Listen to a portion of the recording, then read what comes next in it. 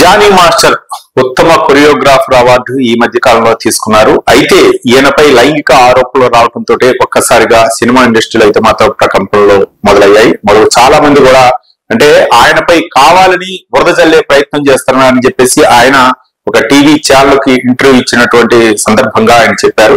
మొత్తానికి నాపై కక్ష కట్టి కొంతమంది ఆమెకు డబ్బులు ఇచ్చి ఆమె ఇప్పుడు కూడా మా అసోసియేషన్ లో సభ్యురాలని చెప్పేసి నా టీంలో సభ్యురాలని చెప్పేసి జానీ మాస్టర్ చెప్పడం జరిగింది. ఇక ఇదే అంశాలపై అంటే ఆరోపణలు రావడంతో పోలీసులు అయితే మాత్రం పోలీస్ స్టేషన్ కి పిలువటంతో సిఐ చెప్పినటువంటి సిఐ కూడా ఆయనతోటి మంచిగా ఫ్రెండ్లీగా మాట్లాడారు. మీ యొక్క సినిమాలు బాగుంటాయి, మీ యొక్క డాన్స్ బాగుంటుంది అని చెప్పేసి ఎన్ని అప్రిషియేట్ కూడా చేశారు.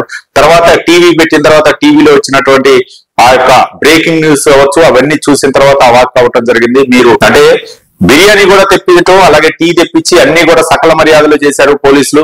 జానీ మాస్టర్ అయితే మాత్రం అంత మర్యాదలు చేస్తారని ఊహించలేదు. తర్వాత మీరు అరెస్ట్ కాబోతున్నారు లేకపోతే కోర్టుకు వెళ్ళబోతున్నారని చెప్పేసి చెప్పడంతో నేను అవాక్ అయ్యాను. కానీ ఇలాంటి ఆరోపణలు వస్తాయని చెప్పేసి నేనైతే ఊహించలేదని చెప్పేసి జానీ మాస్టర్ చెప్పారు. అంటే ఎవరున్నారు దీని వెనక?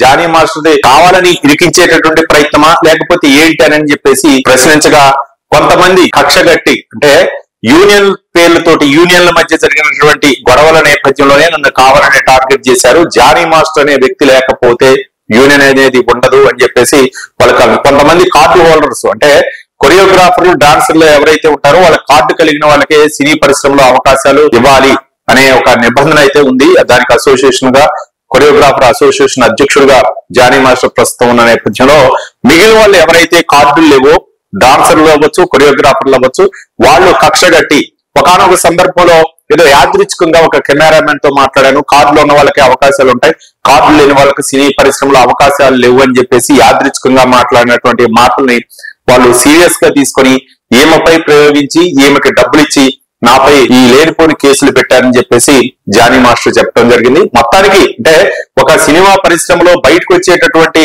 ఈ వ్యాఖ్యలు ఏవైతే ఉన్నారో మహిళలు ముఖ్యంగా నాపై ఆరోపణలు రావటం అలాగే మహిళలు లైంగిక వేధింపులకు పాల్పడారని ఎవరైతే బయటకు వస్తారో వాళ్ళనే హైలైట్ అవుతున్నారు తప్ప లోపల చాలా అంతర్గతంగా జరుగుతున్నాయనేటటువంటి అంశాలు ఎప్పటి నుంచో ఉంటున్నాయి సినీ పరిశ్రమలో. కానీ ఇప్పుడు వంతు మాత్రం జానీ మాస్టర్ వంతు అయింది. మరి పోలీసులు ఎలాంటి చర్యలు తీసుకుంటారు? మరో పక్క ఆమె బాధిత మహిళ అయితే మాత్రం ఆమెకు పెళ్లయింది, ఒక బాబు కూడా ఉన్న నేపథ్యంలో ఆమెకి ఈ మధ్యనే పెళ్లయింది అని కూడా జానీ మాస్టర్ చెప్పారు.